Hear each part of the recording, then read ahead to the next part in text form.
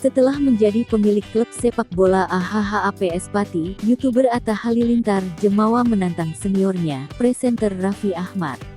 Ia mengajak Raffi yang memiliki klub sepak bola RANS Cilegon untuk beradu di lapangan melawan timnya. Suami Aurel Hermansyah itu mengaku siap untuk menunjukkan kepiawaian timnya. Menurut Atta, hal tersebut perlu dilakukan untuk menarik perhatian publik dan sponsor agar dapat memperbaiki anggaran keuangan klub.